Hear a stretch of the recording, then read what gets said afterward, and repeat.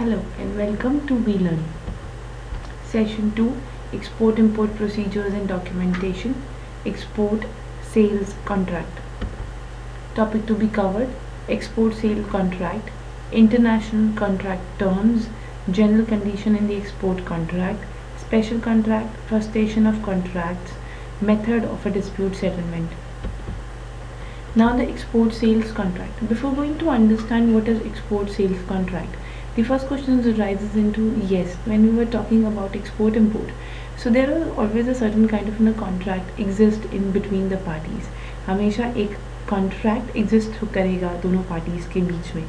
जैसा कि हम लोगों ने इसे previous वाले session में we will going to understand that what exactly the export and import is and what kind of a documentation they require required in that kind of a transaction. So this is basically the contract pictures when there were two parties come together, interact with each other, and they decided to buy something in the exchange of certain values.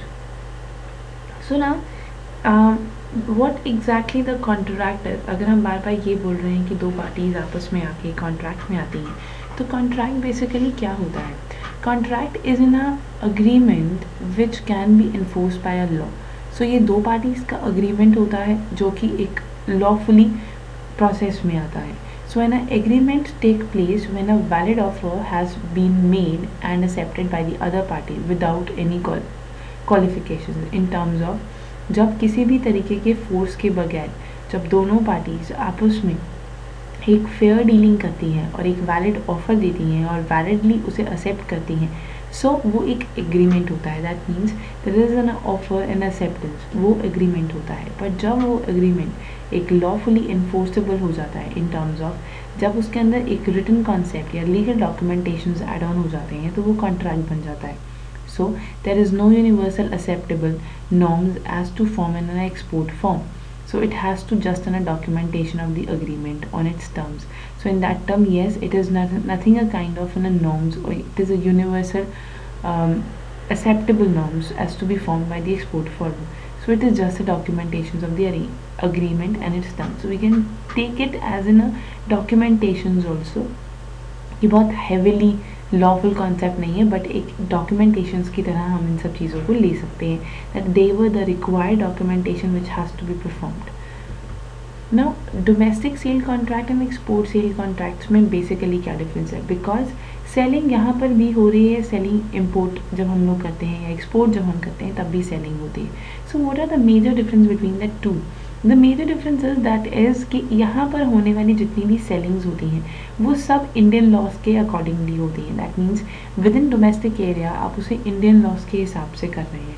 But जब एक export sales contract की बात आती है, so when the contract is between the to different countries, problem is of which country law should be accepted in terms of दो countries आपस में आ रही हैं व्हेन इट्स इन इंटरनेशनल, क्योंकि हम इंटरनेशनल लेवल पर एक्सपोर्ट इम्पोर्ट पर काम कर रहे हैं.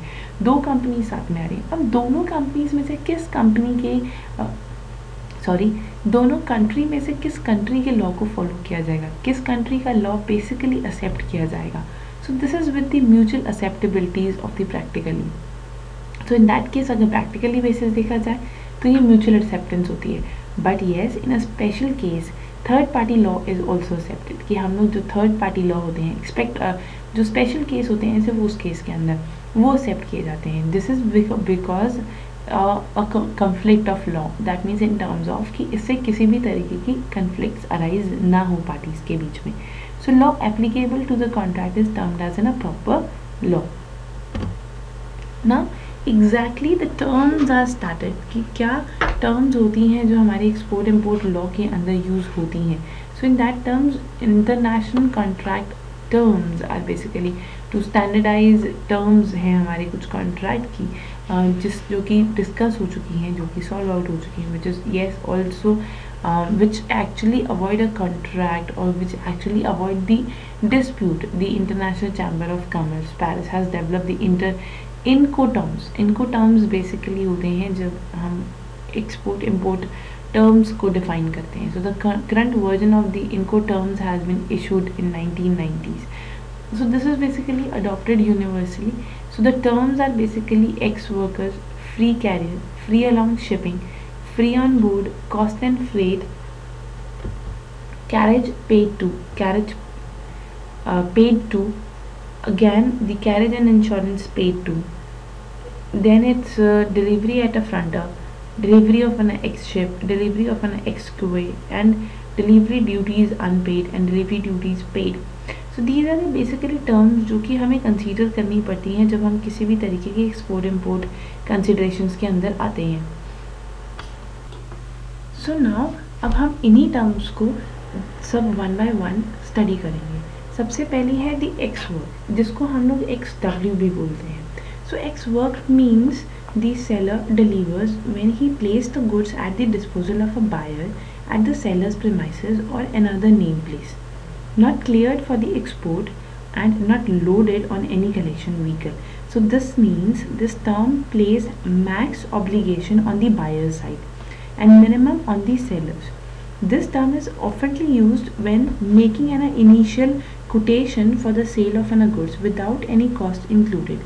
In terms of, this is basically stating जब हमारे जितने भी गुड्स को प्लेस करवाने का जो काम होता है वो सब हमारे एक्सपोर्टर के ऊपर ना आकर वो हमारे ज़्यादातर हमारे एक्सपोर्टर के ऊपर ज़्यादा आ जाता है, यानी कि उसकी जो ऑब्लिगेशंस होती हैं वो ज़्यादा हो जाती हैं. Free carrier is basically means that seller deliver the goods cleared from for export to carry the nominated by the buyer at the named place. So it should not be noticed that the chosen place of a delivery has an impact on the obligation of a loading and unloading the goods at that place. In terms of, this is basically sellers pay for the carriage to the named point of delivery and the risk passes when the goods are handed over to the first carrier. So carrier is basically that person जो कि goods को who take the goods and take the responsibility of carrying it by rail, by air, by sea, by taking the all consideration or undertake the responsibilities. Another is free alongside ship. This is what it means that the ship deliver when the goods are placed alongside the vessel at the named port of a shipment. यानी कि the seller must place the goods alongside the ship at the named port. The seller must clear the goods from the export. This term typically used for the heavy lifted or for the bulk concept. Another is free on board. Free on board is basically means that the seller delivers when a good pass the ship rail at the named port of shipment. And that means that buyer has to bear all the cost and risk of any losses or the damages to the goods from that point. So seller must load the goods on the boat the vessel nominated by the buyer. Cost and risk are divided when the goods are actually on the board of the vessel. Another is cost and freight, which is called as CIF. This is basically the seller delivers when the good passes the ship's rail in the port of shipment. The seller must be pay the cost and freight necessary to bring the goods to the main port of a destination. So that means seller must pay the cost and freight to bring the goods to the port of destination. जो भी destination port है वहाँ तक पहुँचाने की responsibility seller की हो जाती है. So this is what all the risk of losses, damages of goods as well as all transfer to the seller to the buyer. Then another is carriage paid to. Carriage paid to is basically means that the carriage paid to is seller deliver the goods and carriage nominated by him, but the seller must in the addition pay the cost of a carriage necessary to bring the goods to be named of destination. That means जो goods को अगर लेकर जाएगा उसको भी cost पे करनी है. तो that means that the buyers bear all the risk and any other cost occurring after the goods has been so delivered. Another is delivered at the frontier. In terms of, before that, this is CIP. CIP is carriage and insurance paid to. That means the seller deliver the goods to the carrier nominated by him, but the seller must in addition pay the cost of a carrier necessary to bring the goods to named destination. That is CIP. The seller also has to precede the insurance against the buyer risk of a losses or to the damage of the goods during the carriage. So in that term, that comes into the CIP. Then delivery at a frontier. In terms of that is the seller deliver when the goods are placed at the disposal of a buyer on arriving the means of the transport, not unloaded, cleared for the export but not cleared by the importer at the named port and the place at the frontier, but before the custom board of the adjoining country. So it is nominally used when the goods are transported by rails and the road. That means final exporting time पर जब पहले goods जहाँ रखे जाएंगे वहीं पर that is the frontier point जहाँ पर इम्पोर्टर डिसाइड करता है कि they have to pick it the goods. Then deliver X ship. This is where the goods are delivered X ship. The passing of the risk does not occur unit the ship has arrived at the named port of the destination and goods made available for unloading to the buyers. So seller has agreed to bear not just the cost but also the risk and the title up to the arrival of the vessel at the named port. And then it is the delivered XQ, that is DEQ. This is basically means the seller deliver when the goods are placed at the disposal of the buyers, not cleared from the import on the query. This is similar of the DES, more or less the similar, but passing of a risk does not occur until the goods has been unloaded at the port of a destination. तो जब तक वो अपनी destination तक पहुँच नहीं जाता तब तक risk पास ऑन नहीं होगा. Then deliver duty unpaid, that is DDU. This term basically means that the seller delivers the goods to the buyer to the named place of the destination in the contract of sale. So the buyer is responsible for the cost and risk of the unloading duties and any subsequent delivery beyond that place of a destination. So however, if the buyer wishes the seller to bear the cost and risk associated with the import clearance, duty, unloading and subsequent delivery beyond the place of the destination, then this all needs to be explicitly agreed upon in the contract of sale. Then another is DDP. DDP is basically the delivery duty paid. This term put the maximum obligation on the sellers and the minimum on the buyer side. That is, seller is now responsible for delivering the goods to the named place in the country of a buyer and pay all the costs in bringing the goods to the destination, including the import duties and taxes. So these are the basically terms used in the Incoterms. So now the next Incoterm is basically set out the rights and the obligations of buyers and sellers of each of the terms.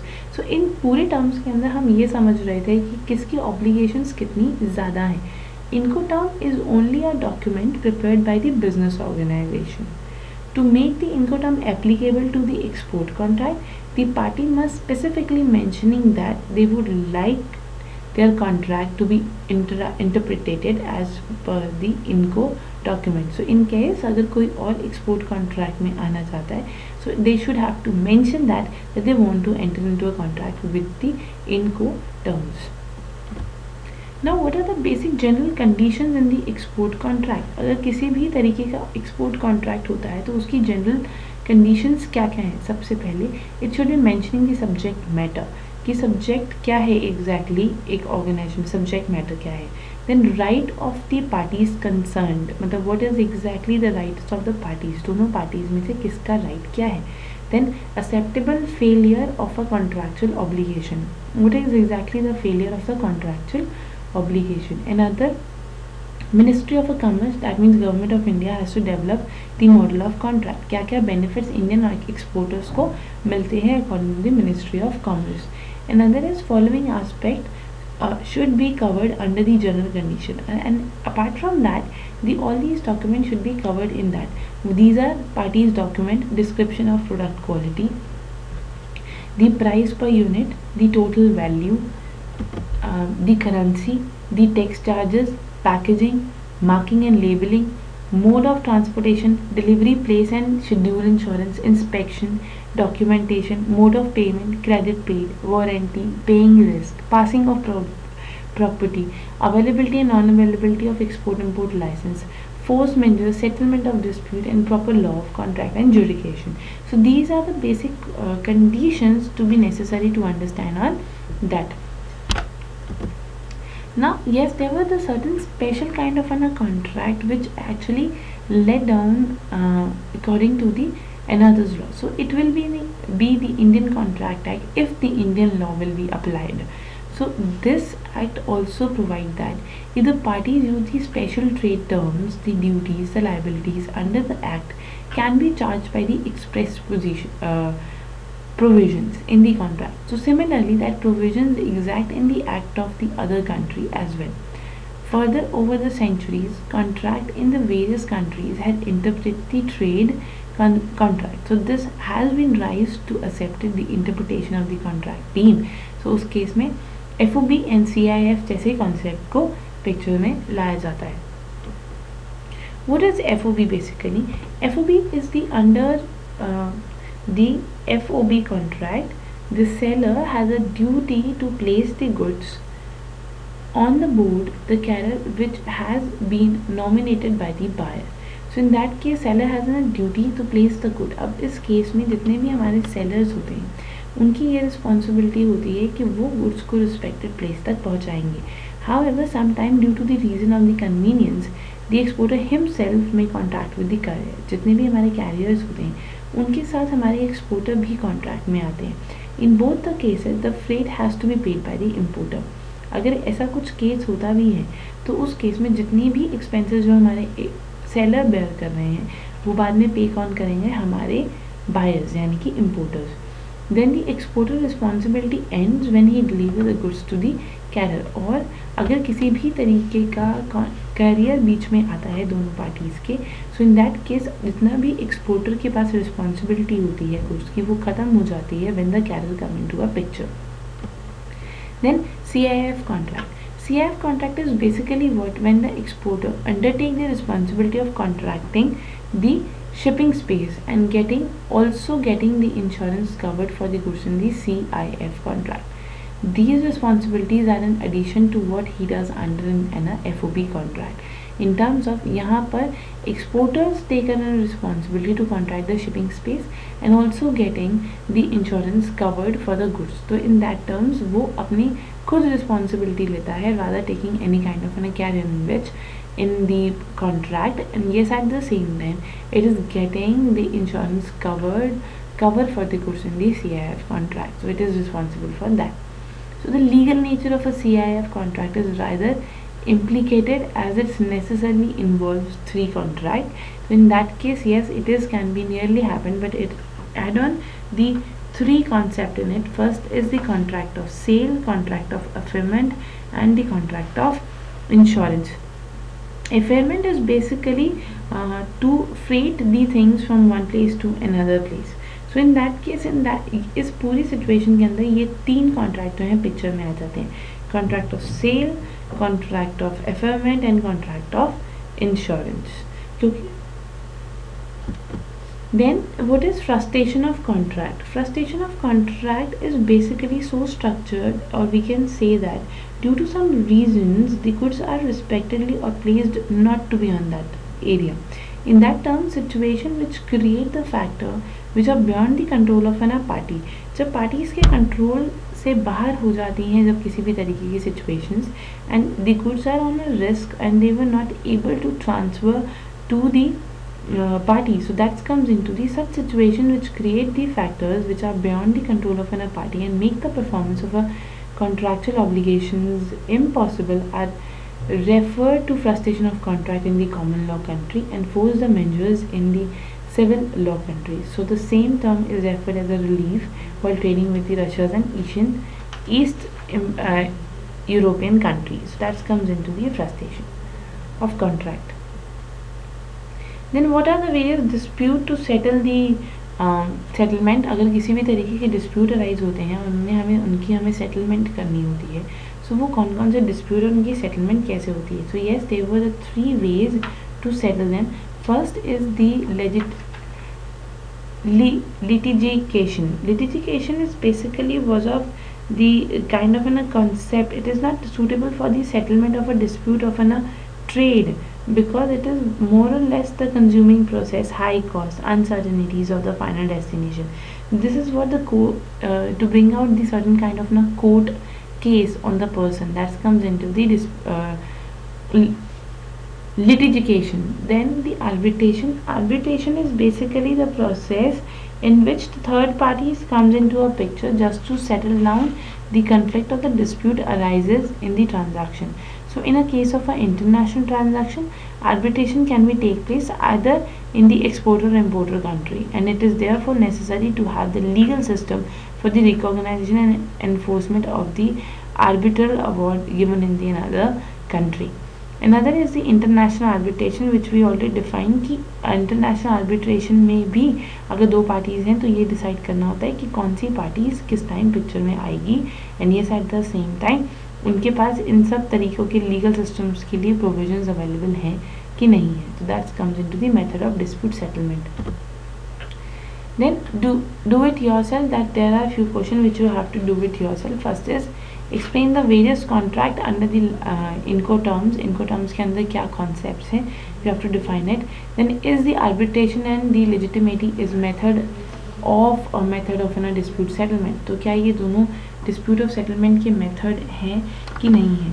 So yes, this is all about for the today's session. We were winding up here. Happy learning. We learn.